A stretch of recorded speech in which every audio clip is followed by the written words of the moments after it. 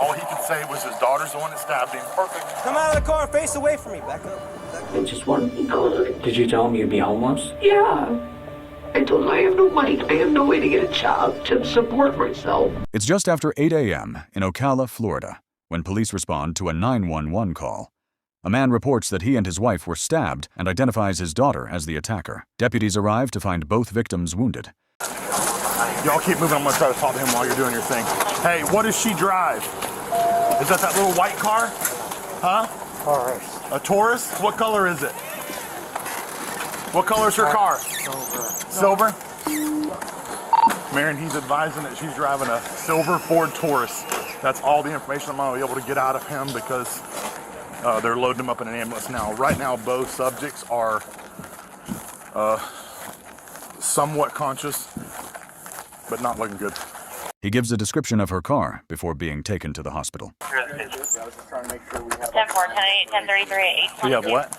Like a dying declaration as they go? Yeah, I told, what I said over the radio is all he could give me. Okay. She's basically unconscious but still breathing.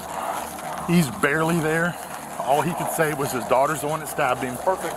That her name, he said she lives in the back in the hangar, Okay. and that she drives a silver Ford Taurus.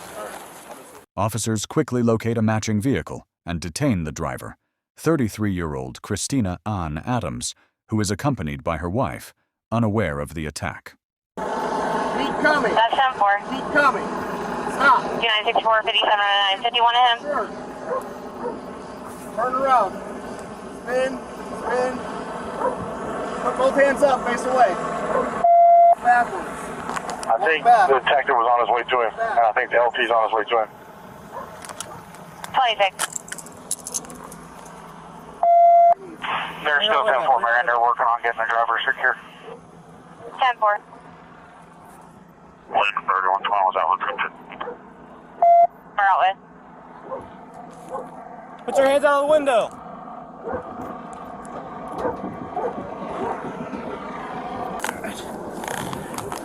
All right, want to go over this way with me?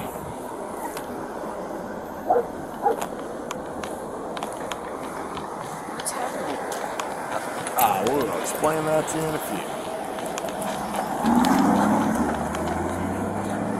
Get here real quick. You want to have a seat real quick? Let's go ahead and grab our sunglasses on. Yep. Hello.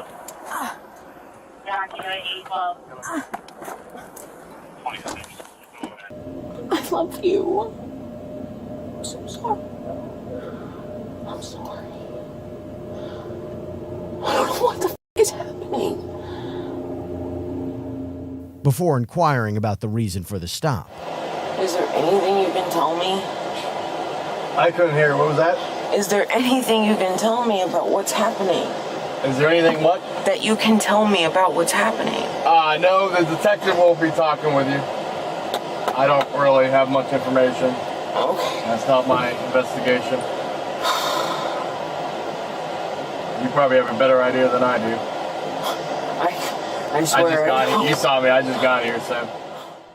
At the station, detectives ask Christina to describe her morning. And then you woke up this morning about what time? 5-ish. 5, okay. I usually have an alarm either 5 or 5:45. Okay, and what did you do?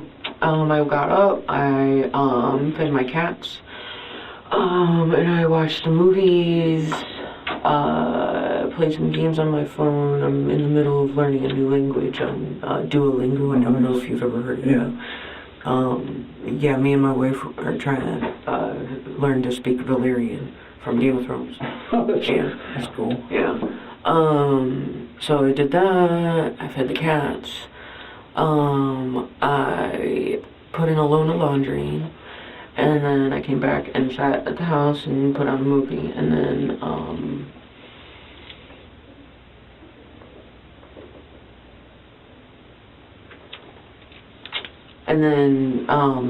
was dropping off to school, and she said that she had to get ice and go to Publix.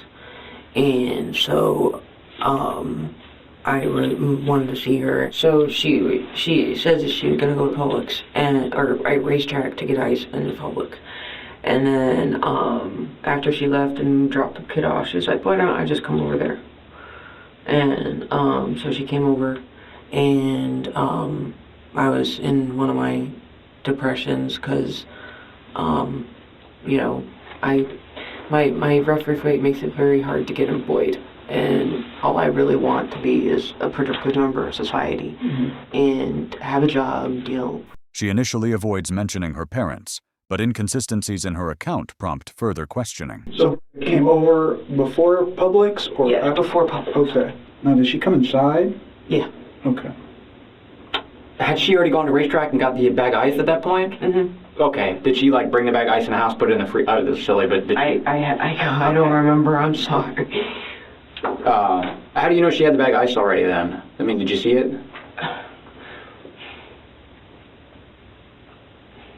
I think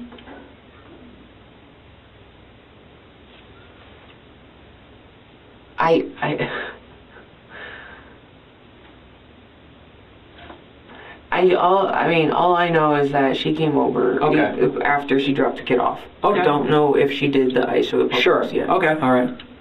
You don't know if she did the ice in the Publix yet? Yeah. So, but did you go to Publix with her? Yeah. Okay. Yeah.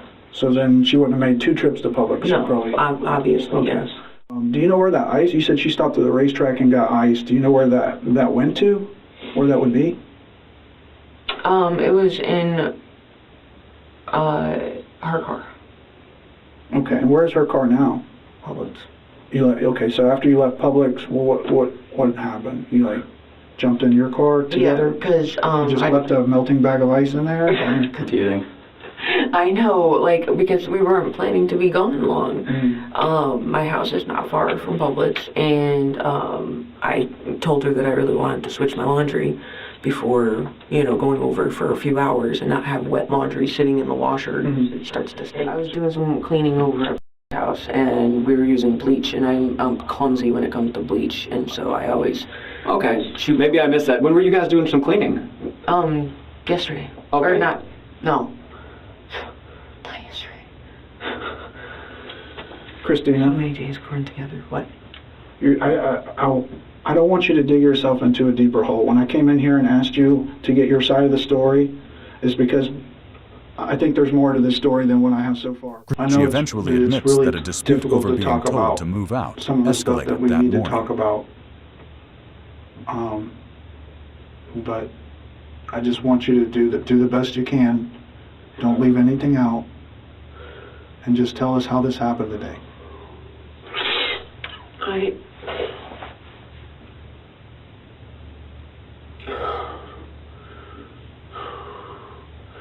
I'm a sociopath, and I have a mild case of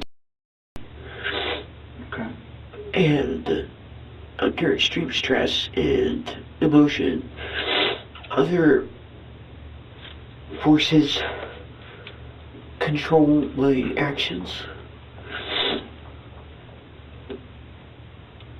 And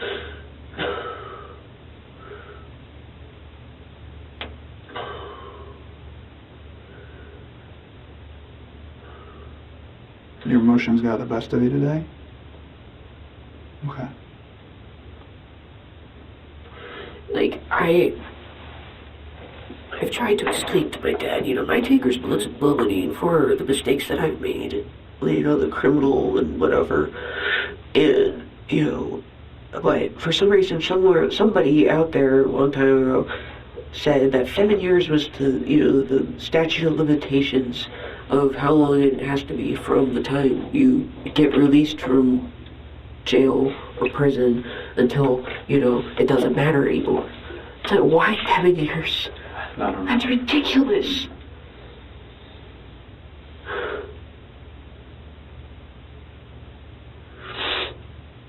And, you know, he wanted me to move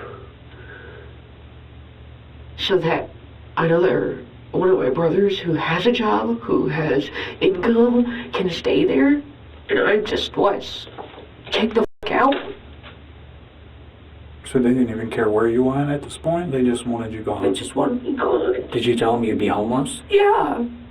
I told him I have no money. I have no way to get a job to support myself. And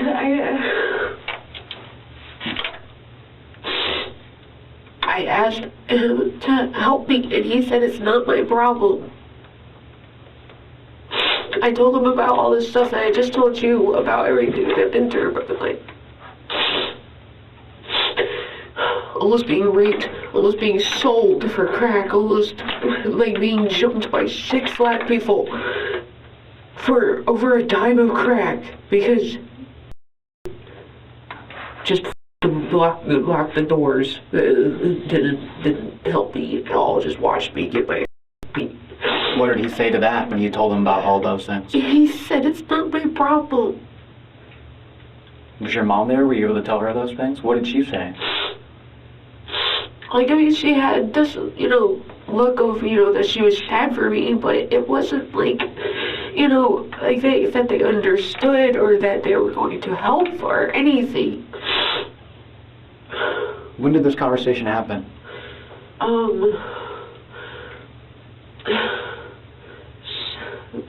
Beginning of August, okay. I think. The beginning of August. So did they give you like a deadline of when they wanted you to move out, or it was kind of day by day? Like at first, it was like when they first dropped the bomb at me. My dad, he just walked up. He didn't say, "Hey, are you busy? Can we talk?" Or, how you doing? Nothing like that. Like it's always, just, "Oh, I need you to be out of the house in 6 weeks." Just so laissez-faire. The way their house is laid out, they have plenty of rooms. They could have walled off, made another little apartment. But then your parents don't want to have a dialogue with you at all about this situation. You said during extreme episodes of emotion, you have an episode of... What was the extreme emotion that happened, I guess, either last night or this morning? I can't, I don't know how to explain it. Did you try to have a dialogue with them late last night, or was this morning? This morning. Okay, describe to us that dialogue attempt.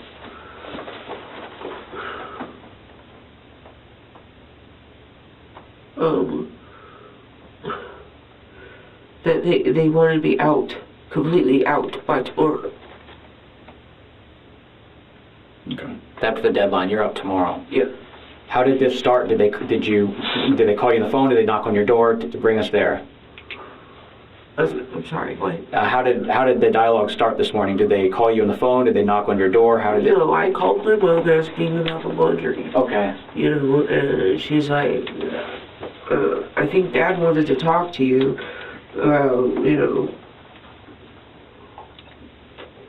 Yesterday or something. And I said, okay, well, we'll come over to do laundry. And she opened the door. I was like, well, we hung up, and then she opened the door. And she was on the couch, watching Gunsmoke, like I said. And my dad was out on his walk, so yeah.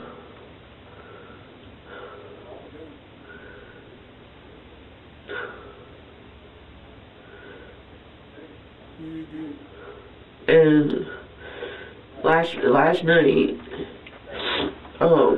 when I got home from my grocery shopping, I noticed that the lock on my front door, which is like the back door, really, the lock was not in the right spot. Mm-hmm. And I noticed that the thermostat is changed and that there's a note under my door. Telling my dad saying, thanks for being an adult and talking to me, not, and it was just a miscommunication, Mm-hmm. because I'm not like attached to my phone like all these millennials. Sure. I use it for what I need to use it, but I'm not like glued to it. Right. And then he said, you need to be out by tomorrow. Did he let you know in a note, or that was during the conversation? No. Okay. Yeah. So you were talking to your mom, but you said your dad was still on his walk? Yeah. Okay.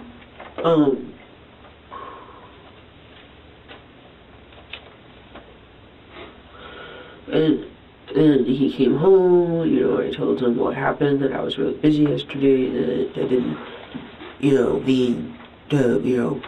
ignored him. It wasn't on purpose. It's just I was trying to get stuff done, and it just went the way it did, and I was sorry. And then, you know,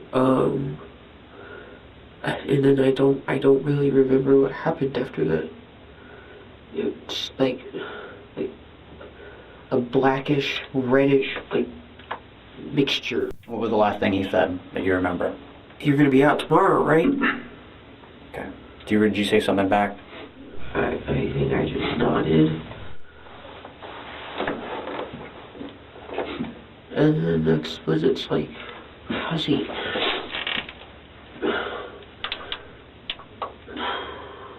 Let's work through the other senses. Do you remember the feeling of anything in your hand? Yeah. Describe to me what you felt in your hand. Something like circular or flat, hard.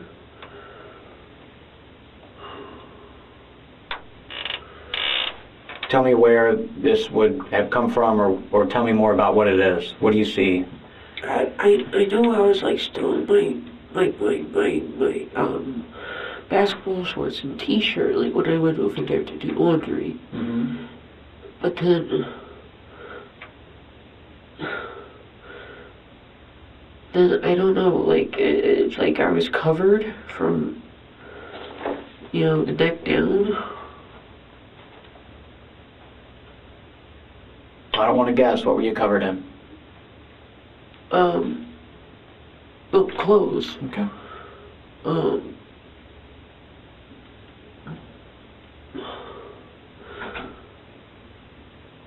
Like, there were gloves. Okay.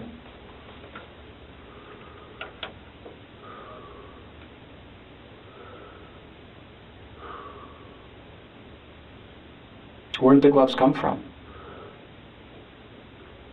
My house. Did you have them before you had the conversation, or? No, I don't think so. I was like, when I put the laundry in, before my dad came home from his walk, Mm-hmm. before we talked, Mm-hmm. I was in like a t-shirt and shorts. Yeah. And then like there's, I don't know if I went back and changed. I guess I did. I put on long dark pants, and a jacket, and the gloves. Are those items there and be in the washer? Long dark pants, a jacket, and gloves. You put those on. And then what happened after you put on those clothes? I went over, my dad was on the computer. Like, in the computer room with his computer chair. Mm-hmm. And I just came up behind him and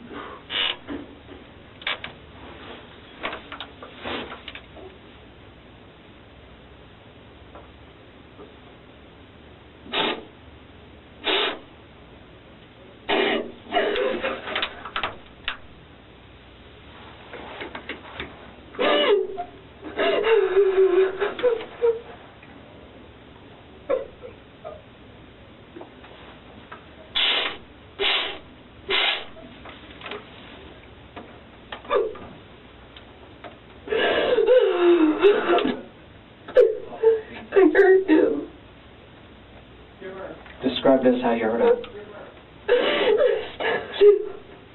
Okay. Tell us what you stabbed him with.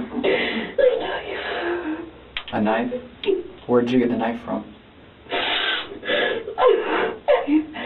had one for self-defense.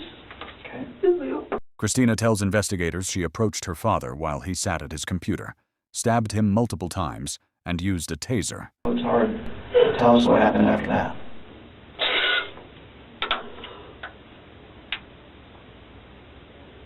He's sitting at his computer, right? Okay. Was it back to you? Yeah. Okay. And I feel like I think I like shocked him with my it's another self-defense thing that I carry. A taser. Okay. A little handheld. A handheld taser? Here. And like wood. Okay. All right. And then he saw a shot booster turned around. And then I tapped him. Did you shock him first before the left arm? Yeah, before. Okay. Okay. And then what happened? Just take a deep breath.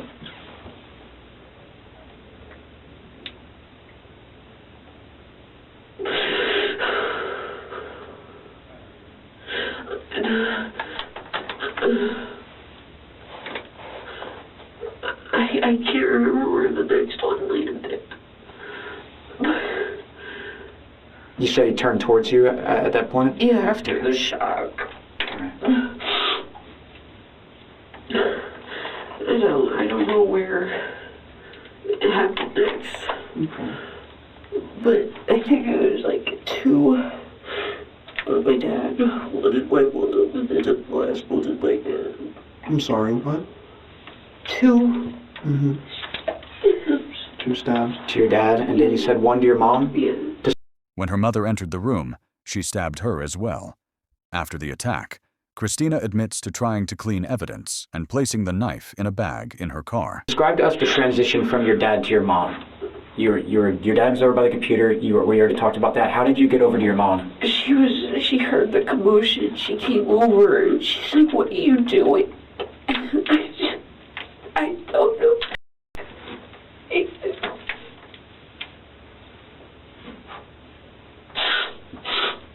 What part of her body did you stab? You're pointing at the middle of the chest? Okay.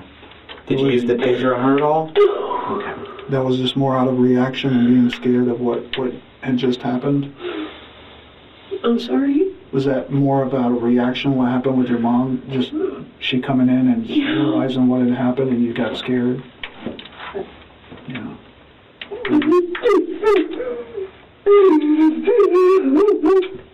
What happened after you realized what you did? I took off all my clothes. In the washer. I started, I had it where it's so black.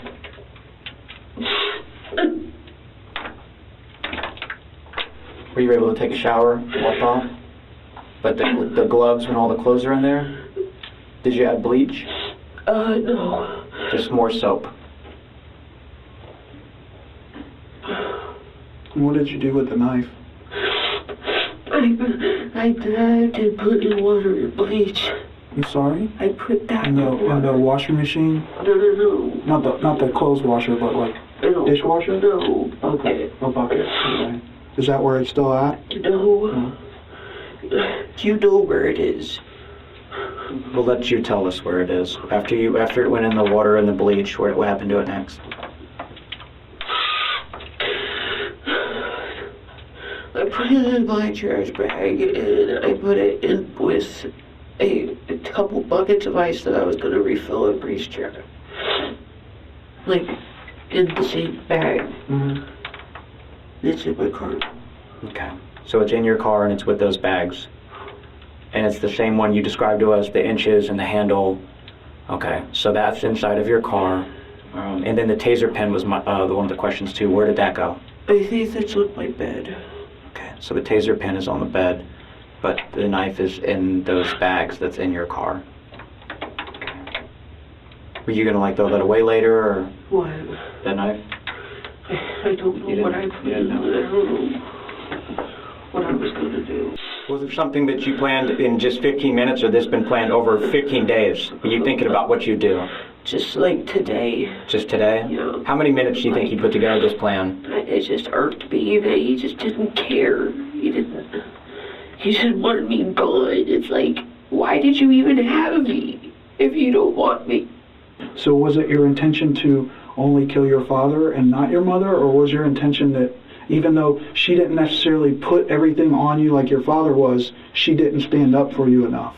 So you were just going to have to kill both of them? Okay. So the plan was for both of them. She left the house briefly before being detained. Her father later dies from his injuries, while her mother survives. All right, Christina. Time to go.